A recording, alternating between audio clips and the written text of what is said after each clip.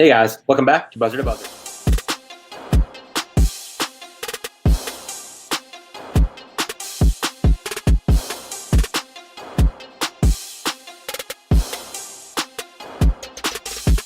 Alright guys, so the 2020-21 NBA season has officially started and we're already 11 games in.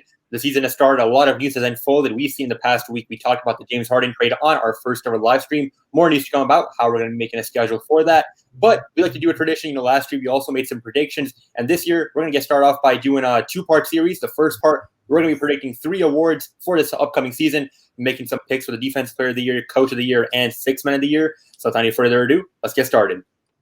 All right, guys, so the first award which we are going to be predicting is going to be the Sixth Man of the Year. Now, guys, remember last year that Montrezl Harrell did win the Sixth Man of the Year with the Los Angeles Clippers, but he is with a new team this year. We know Lou Will's won this award countless amount of times. Our pick for the Sixth Man of the Year. For me, I think this year's got to go to Jordan Clarkson. He's been performing at a really high level this year, averaging about 17 points per game and really contributing for his team. And so, I think so far he's been contributing the most, and I think he's got to go to Jordan Clarkson. Yeah, for sure. When you see the Jazz record, obviously they have a great record so far this season, and also what you said already with the stats he's had so far. Great stats for sure. He's improved a lot as a player ever since he left the Cavaliers. So on the Jazz, he's great coming off the bench.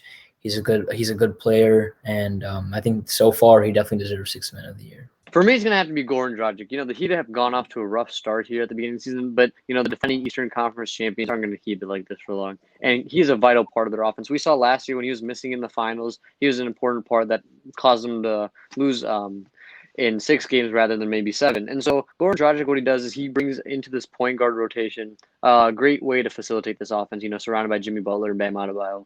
And he really shows it on the stats, too, with plenty of assists and points. So for me, that's for Goran Dragic. For me, it came down to 2 players, and those 2 players happen to be on Los Angeles Lakers. It was either going to be the last year's champ, Montrezl Harrell, or Dennis Schroeder. And honestly, I'm going to go with Dennis Schroeder. It may come as a surprise. Many people were expecting him to be the starting point guard. But I think as the season's going to go on, we're going to see LeBron James sort of morph more into that point guard. He has a point guard position. He plays every single position all-rounder out here.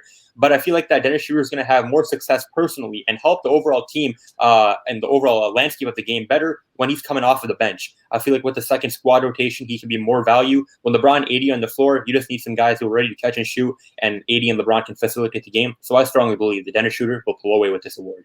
All right, guys, now moving on towards our second award, which we are predicting for this first part series, that being the Defensive Player of the Year. And guys, remember last year that Giannis Antetokounmpo pulled away with the MVP and Defensive Player of the Year. Quite the historic accomplishment that was. But this year, it could be a different guy. Our picks. This year so far, there's not really like one candidate that's like for sure going to win. But based off this team's record and how this player's been performing, I think Anthony Davis is going to win Defensive Player of the Year. He is averaging around 1.8 blocks and 1.3 steals per game, and which is great stats, by the way. But if you look at each game on the Lakers and how he influences how they play defense, he's kind of the guy that like no one wants to guard or like be in a 1v1 situation with. He's always in the paint, protecting the rim, and he does a great job at it. So he was a candidate last year. I guess Giannis went over him, and I think that he's actually going to win it this year too. I completely agree. I think Anthony Davis has been the best defensive player this year so far. Him and LeBron have been a duo. I think LeBron handles the offensive end, and Davis handles the post on the defensive end. I think he's been the best defensive player on the best team, and so I think the award has to go to him.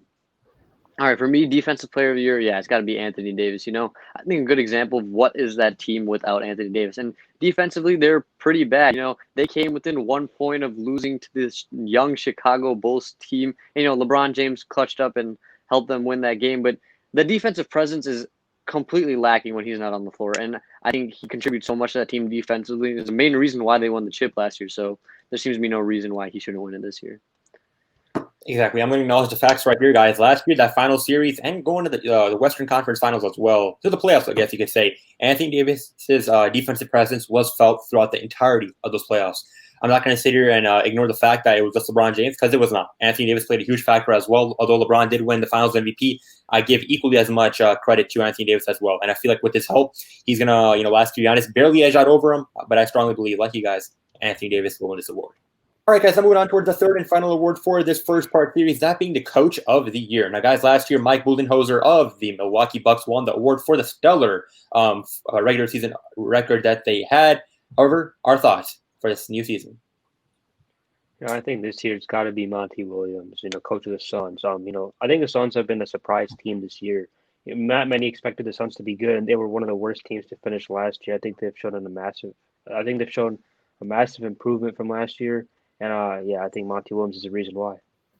Monty Williams is definitely my other choice if I wasn't going to pick this coach. But I think I'm going to have to go with Brad Stevens of the Boston Celtics.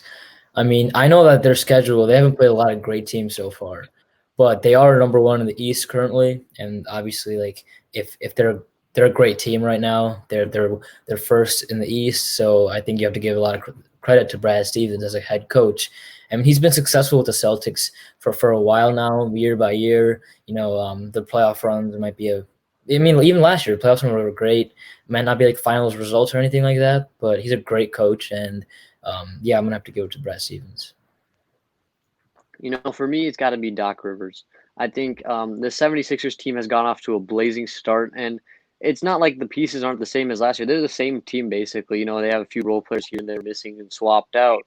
But realistically, Doc Rivers has finally managed to make Ben Simmons and Joel Embiid work together, and he's finally put them together in a way that wins a lot of basketball games. And I think, as a head coach, getting your players to work in the most efficient manner is very important. And Doc Rivers has really shown it the most this year, so I'm going to have to go with them. Doc Rivers.